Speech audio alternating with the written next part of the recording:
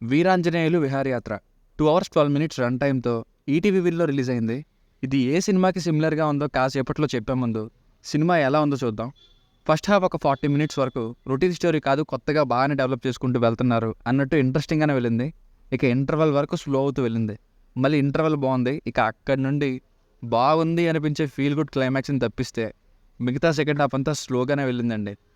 కొన్ని feel good family emotions and ఫ్యామిలీతో చూడగలిగే విధంగానే అడల్ట్ కంటెంట్ ఏం లేకుండా చాలా క్లీన్గానే వెళ్ళింది సినిమా. కానీ ఈ ఎగ్జిక్యూషన్ వల్ల వచ్చిన సెకండ్ హాఫ్లో స్లో పేస్ అనేది లేకపోయి ఉంటే ఇంకా బాగుంది అనిపించింది.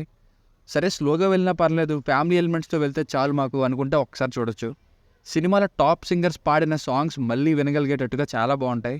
Background music, dialogue, cinematography, performances అన్నీ బాగుంటాయి.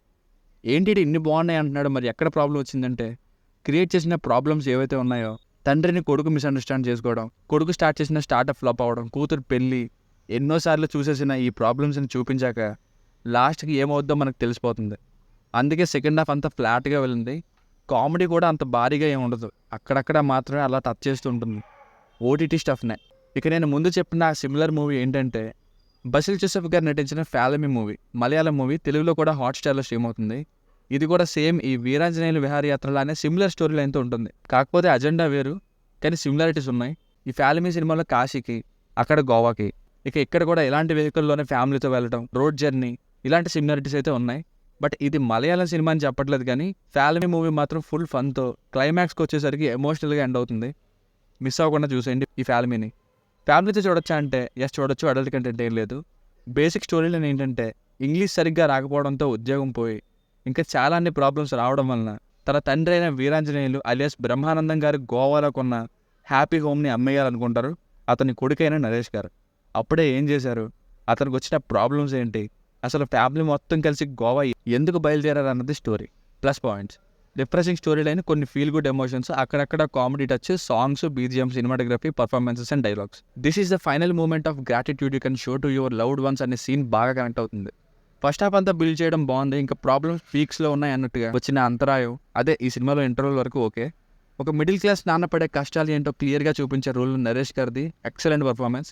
చివరిలో మదర్ రోల్ చెప్పే డైలాగ్స్ కానీ, తన లక్ష్యాన్ని తోడుగా లేని ఏ ఒక్కరికి కూడా నిర్ణయాన్ని ప్రశ్నించే హక్కు లేదంటూ వచ్చే డైలాగ్స్ కానీ చాలా బాగున్నాయి. ఎమోషనల్ టచ్ అయితే కొంతవరకు బాగానే ఉంది. ఇక ప్రియా వడ్లమణి గారు, రవితేజ మహాదాస్ సింగ్ గారు, రాగ్ మయూర్ గారు అందరూ బాగానే యాక్ట్ చేశారు. Minus points, road trip start అయ్యే వరకు బాగానే ఉంటుంది, బట్ అక్కడ నుండి వీళ్ళు గోవా రీచ్ అయ్యే ప్రాసెస్లో చూపించిన కంటెంట్ అంత ఎంటర్టైన్ చేయలేదు. అంతా కూడా స్లో పేస్లో వెళ్తుంది, ఇంకెంతసేపు అనే ఫీల్ కూడా తెప్పించారు. పైగా కామెడీని ఎక్కువ పెట్టే ఛాన్స్ ఉంది, అది క్లియర్గా తెలుస్తుంది. Best example Falimy Malayalam movie. Journey ఎంత కామెడీ ఉంటుందంటే చాలా చోట్ల నవ్వుకున్నా ఈ మూవీ చూస్తున్నంతసేపు. కానీ ఈ వీరాంజనేయులు విహారయాత్రలో మాత్రం కామెడీ అక్కడక్కడ మాత్రమే ఉంది. అండ్ క్రియేట్ చేసిన ప్రాబ్లమ్స్ గోవాకి ఎందుకు వెళ్ళాలో అనే పాయింట్కి జస్టిఫై చేయడానికి పర్ఫెక్ట్గా ఉంది. కానీ ఆ తర్వాత నరేష్ గారి పిల్లలకి క్రియేట్ అయ్యే ప్రాబ్లమ్స్ మాత్రం చాలా సినిమాల్లో ఫెమిలియర్గా ఎన్నోసార్లు చూసినట్టుగా అనిపించాయి. సో ఫైనల్గా మూవీకి వర్డిక్ట్ ఏంటంటే ఓటీటీనే కాబట్టి ఒకసారి ట్రై చేయొచ్చు. క్లీన్ ఫిల్మ్ ఇది, హై మూమెంట్స్ లాంటివి ఎక్కువేమి ఉండవు, జస్ట్ అలా మంచి పర్ఫార్మెన్సెస్తో అలా వెళ్తుంది. Not a routine film and good attempt, but slow paced here and there. దీనికి రేటింగ్ వచ్చేసి ఇది నా ఒపీనియన్ 2.75/5. మీకు కనుక నా రివ్యూ నచ్చినట్లయితే మరిన్ని రివ్యూస్ కోసం మన ఛానల్ని సబ్స్క్రైబ్ చేసుకోండి. Thank you.